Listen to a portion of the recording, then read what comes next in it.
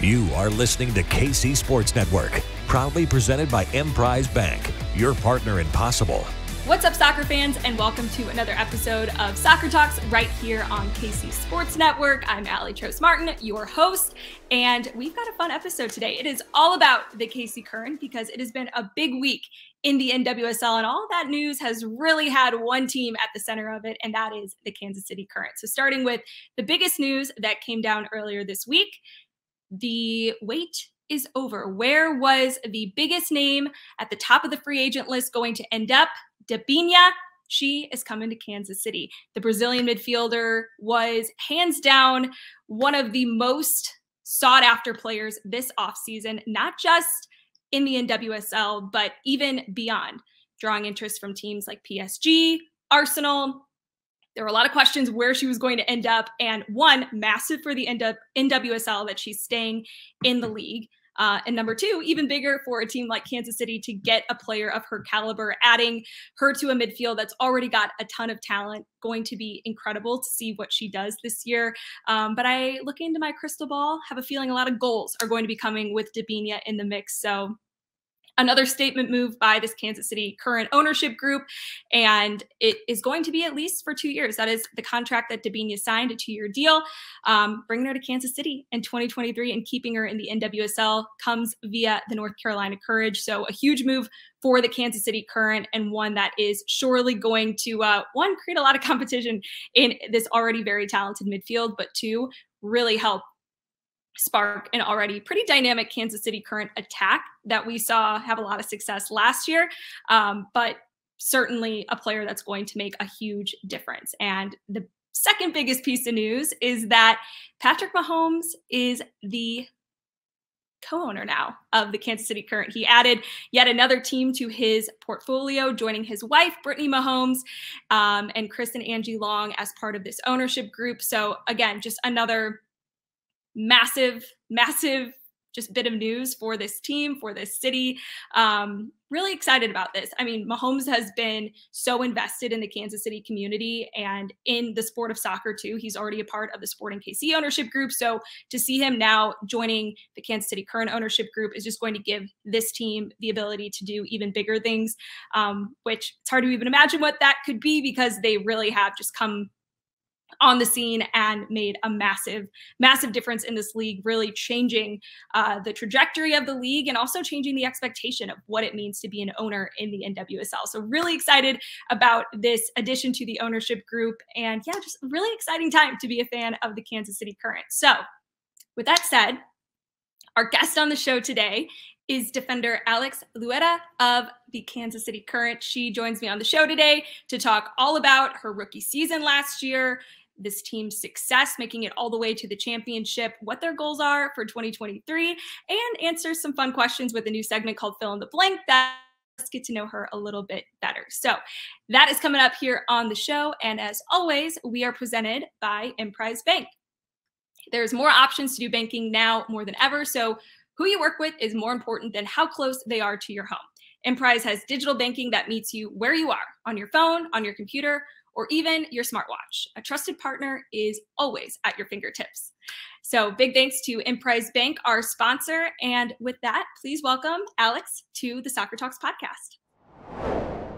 Now welcoming Alex Loera to the Soccer Talks podcast, defender for the KC Current, coming off of a huge season, her rookie year, and now gets to celebrate the offseason, signing a new contract with the club, 3 years through 2025. Alex, sounds like everything's going good in your world right now. Yeah, well, thank you for having me. It's been a blast here in KC, and so when it came to, the option to extend 3 more years, it was a no-brainer for me. I was like, I love it here. I love the ownership, Cammie, the staff, the girls on the team. So yeah, it was no questions asked. I was like, let's go, let's do it.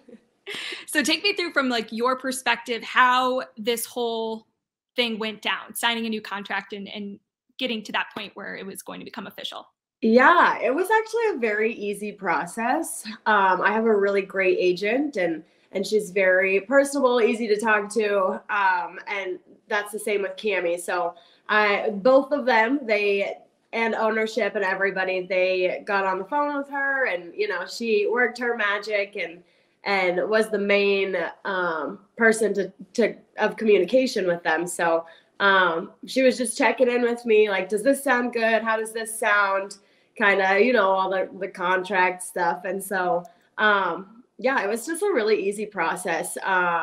Kansas City ownership, Cammie, the coaching staff, they just want us to be happy, obviously within reason. And so they're pretty accommodating, which is very, very nice. That's awesome. Yeah. And, you know, seeing the season that you had last year, I don't think it was any surprise that whether it was going to be in Kansas City or elsewhere, that, you know, you would have an option like that available to you. I read in an interview that you did before the end of last season that, like, you didn't even really expect last season to go the way that it did for you. But now that you've had some time to, like, reflect, look back, what would be that thing that you could identify that really helped, you know, your success on the field? Yeah, I would just say, I think the one of the main things that really helped me was just how invested Kansas City Current was in me. They drafted me a draft early, knowing I wasn't going to come. And so I think from that moment on, knowing that they wanted me so badly that they would wait a year for my rights, I was just, while I was in college, I was just like, I need to get ready for Kansas City. Like, I need to do what I can to help this team. And so I just think that, like, coming in and having the support of not only my teammates, but Matt to come talk to me and be like, look, I know what you can do. I've watched you before. Like, I fully trust you. And I just think that knowing that I had his full trust, but also my teammates' full trust, and that's full trust in making mistakes and anything. Just knowing that they had my back was, I think, the difference for me. I just knew that I could just go and be myself and know that, you know, AD and Cassie and Sydney at the time would have my back in goal, and everybody in the back line that I was with would have my back if someone got past me. So I just think it gave me a lot of confidence and free will to kind of do what I can do, knowing that they all supported me 100%. So also, yeah, we'll get to some comes into that. Okay, I saw Cattail introduce us. Who's our little friend? This is Nico. He is very curious. He always wants to come and join whenever we're talking. Very cute. Oh, this team, bunch of animal lovers. Oh my I'm God. Here for it. Between the dogs, the kitties. Sure, there's other animals too. There's like 12 dogs on our team, which is we could create our own, like, KC Current Airbud squad. Actually, or something like no, that. seriously. I don't know. That's a new idea. We'll have to bring that one up to ownership at some point. Yeah. But, you know, we'll get to some of that team chemistry stuff in a bit, just as you were talking about. But I want to talk about the draft because, like you said, you were drafted in 2021, but opted to use that extra year of eligibility to return to school, get your master's, which I know was important to you as well. So I want to go back to your draft experience because I guess it was a little different knowing that you weren't going to immediately enter the league right away. Yeah, it was very different. Also because it was the years that the NWSL just kind of threw all the seniors in, and whether you declared or not, and I didn't declare, and I wasn't planning on declaring either. Yeah. So it was just a whole different experience for me. I had spoke with Jerry Smith, my coach at Santa Clara. We had decided and discussed that if any NWSL coaches reached out, we were going to tell them, like, don't draft her. Like, unless you really want her, like, don't use one of your picks for someone that's not going to come this year and help you this year. Yeah. And so we told everyone, and, like, my family flew out to California still for the draft because they were like, on the off chance that you do get drafted, like, we obviously want to be there with you. And so I was surrounded by all my family and my friends that I lived with at the time at Santa Clara. And so the whole time I'm watching the draft and I'm like, this is so great. I have friends that I know that are getting drafted. And so it was really fun to watch. And I'm like, we're getting down and I'm just like, okay, like, I think I'm in the clear. Like, I don't think I'm going to get drafted this year.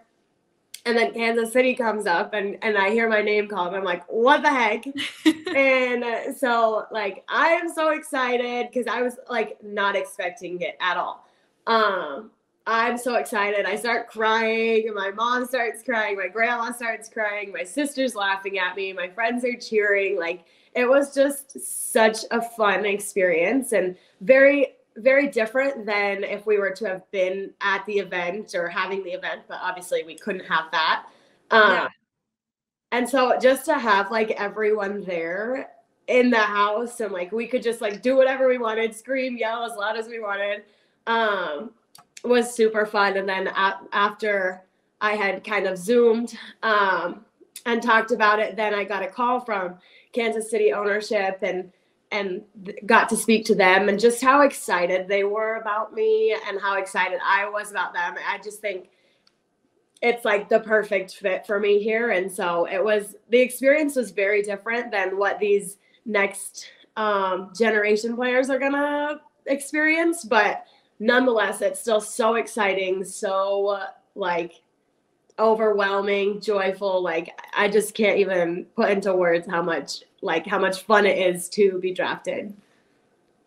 And it sounds like for you, it almost gave you this competitive advantage because you're able to go into this, remaining year of eligibility with now this like very specific focus in mind. Like, know what your future plans are. Like, how much do you think that helped you really hone in on what it was you wanted to improve, elevate before you became a pro?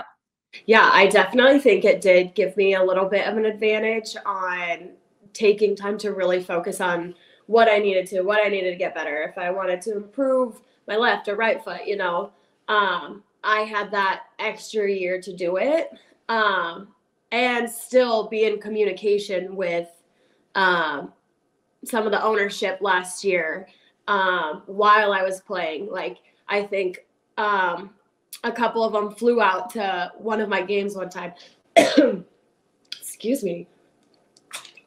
My throat just went super dry for some reason. This cold weather, I'm telling you. I'm with you. But they were able to make a couple of my games, which was super, super awesome. So I just think it was like a blessing in disguise that I was able to, or that I got drafted when I wasn't expecting it, and then able to work on myself, both as a person and as a player, to be the best version that I could be coming in this first year. And it feels like the way that the NWSL continues to evolve and improve is just making it an even better place for athletes, long overdue in a lot of ways, but also just really great and promising to see, just considering how young this league still is. And, I know for me as someone who never went on to play pro, but definitely like at the stadium tear up from time to time, seeing all like the little girls screaming their heads off. Like that would have been me. Every time I see it, I'm like, oh, it's so cool just to see, how far this league has come and how competitive it is, how fun, it's really awesome to see. So when you go into your first year, your first preseason, all of those things, first time getting together with the team, what was like the biggest misconception that you had in college about what professional life would be like versus how it actually, ended up being in reality? Yeah, I think it's kind of like something that's like kind of funny for me was just I don't know what I was expecting, but I was not expecting to be like teammates with like moms. I was like, this is like so different. I was like, I like had it in my head. I'm like, yeah, it's gonna be like college, like, but it's not. Like, we have a whole variety of ages. And so I think that was the one thing that like stood out to me the most. I was like, oh my gosh, like this little baby, like AD and Kamari. Yes. She's traveling with us everywhere, and I absolutely adore kids, so I love it. But that was like the thing I had to get my head around the most was like, I am playing with moms. Like, how freaking cool is that? Yeah. Oh, I think that was probably just the biggest one for me, that I was just like, what the heck? But like, I mean, you say you love kids. I don't know if having kids is anything that you plan to do in the future, but like, how nice, I guess, is it as a young professional to see, hey, this league supports working moms or people who aren't like family situations and things like that? Yeah, it's been incredible, especially having like Desi Scott on our team who takes care of her little brother and brings him around everywhere. The club is just so accommodating to her and him. He's at our trainings. He's out collecting balls for us. Like, he is a ray of sunshine when he's in the facility and just like around us. Like, he is like all of our little brother. And I just think that seeing the league and each team come around these players who may need a little bit more support and help, just the way that they're able to help them and to make it so that they can still play. I think it's just incredible. And it does give hope, because for the longest time I was like, how am I supposed to have a child and still play? But then you see Crystal Dunn and Alex Morgan and AD and Desi doing all this and so many others. And it's just like, it's possible. And this league is making it, I just think that's so awesome that they're making it so welcoming to have kids, but then also come back and play.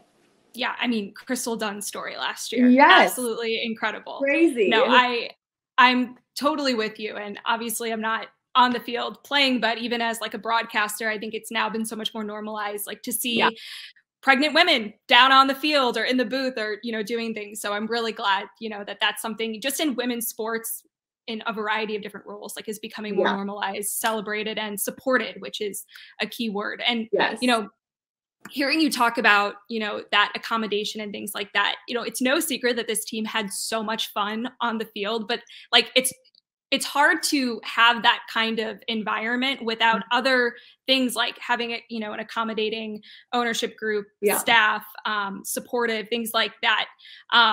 When you look at like just how much fun this team had, like, can you take us into what like it was around the office every day out at training and things like that? Like, why was it so fun for you guys? Yeah, I don't know. It was just like immediately we got in the locker room and like Maddie Nolf, who was on our team, she is just the best and was like singing in the locker room. Like, people are just walking around like laughing, smiling, and I think just every single person on our team like constantly has a smile on their face.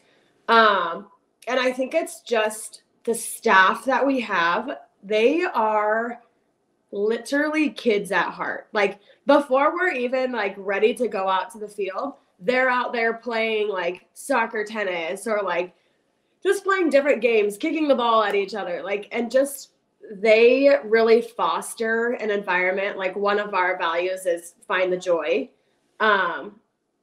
And they just really foster that and kind of lead by example. Like, they are always goofing around with each other, always laughing. Lloyd and Lucas and Ben are hilarious. They have like jokes and they prank each other all the time. And it's just like, just our whole, but then also like when we need to be serious, they know. And so I think that kind of like reels us back in, and it's like, yeah, this is a moment to be serious. But we are also like, we're able to laugh during film. And just like, I think it's just not, I'm the coach, you guys are the players. We're a collective. We all are going to have a conversation. It's not going to be me talking to you. It's not the captains aren't, I'm talking to you. It's let's have a discussion. I want to hear what you have to say. And that's for a rookie or a vet. Like, they are very, very much open to express what you need to express. We're here to listen.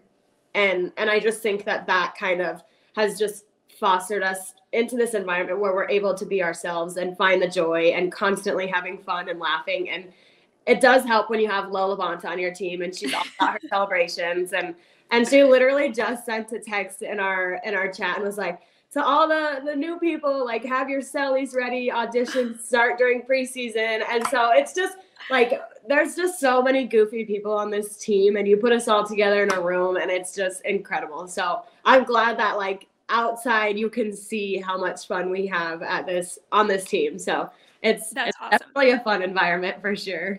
Well, and especially too, just considering, I mean, there was a lot of change going into last season, a new head coach, a lot of changes to the coaching staff. You know, you have new players in the mix. And so the fact that you all were able to find that balance and find that like that kind of perfect accumulation of things to be successful.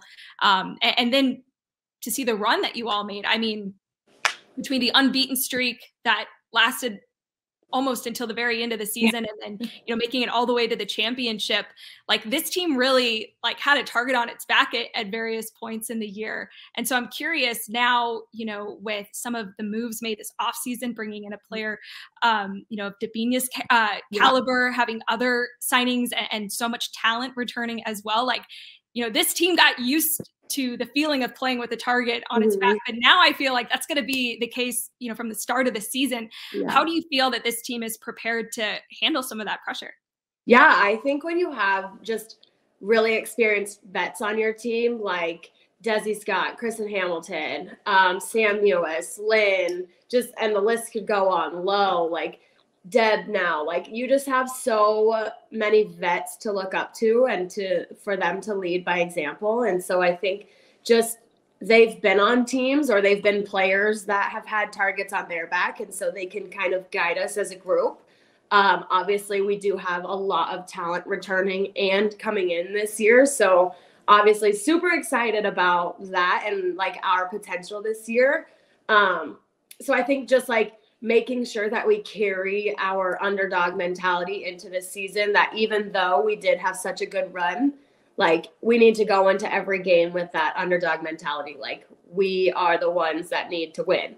And so I just think like not letting our heads get too big, but enjoying last season is going to be super, super critical for us. But when you have such great leadership on the team, on the staff, on the ownership, like it's not going to be that difficult for them to be like, look, guys, like we are the underdogs. We need to do this. This is how our season's going to go. So it's going to be interesting, but it's also going to be very exciting.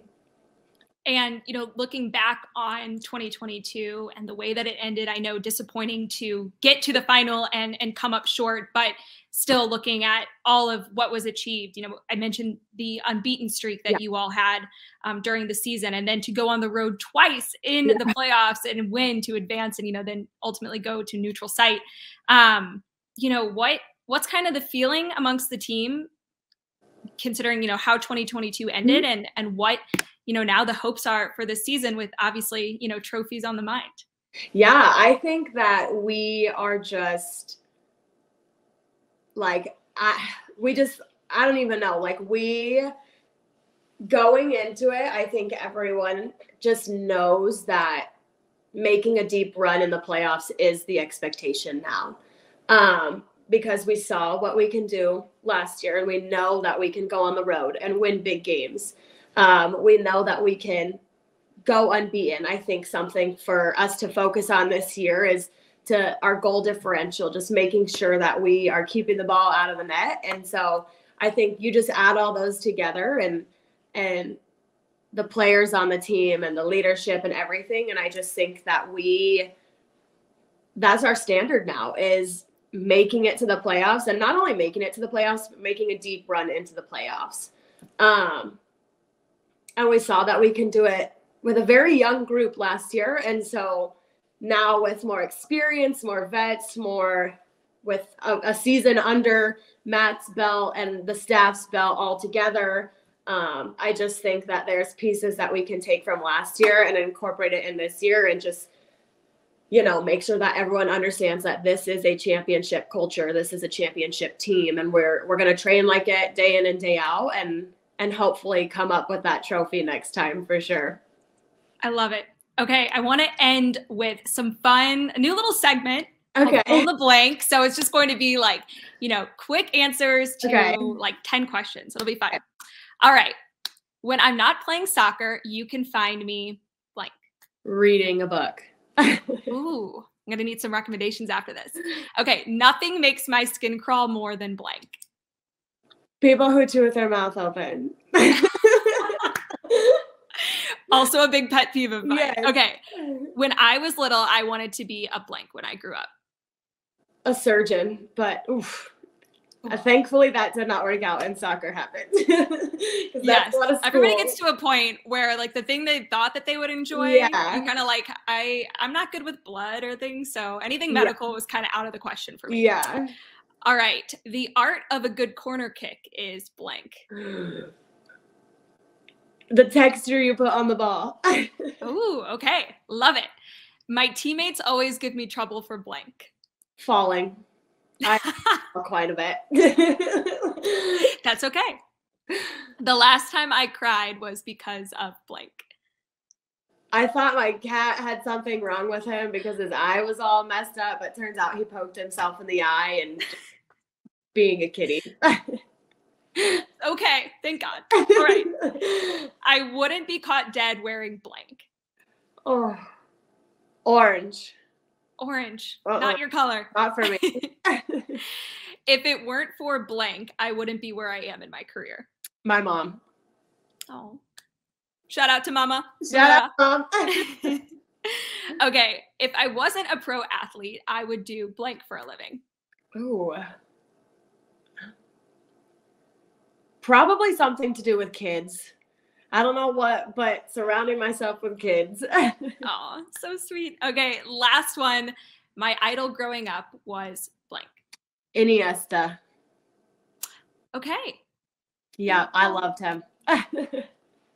Very, very cool. Well, Alex, it was so great getting to chat with you today, getting better. So excited for this upcoming season and all of the things that we just talked about and kind of what this team expects and what they're chasing. So thank you so much for taking the time. Have a good rest of your day, and we'll look forward to when preseason gets going and all the good stuff. Yeah, well, thank you for having me. Thanks so much for watching or listening to this episode of Soccer Talks with Aly Trost Martin. That's me.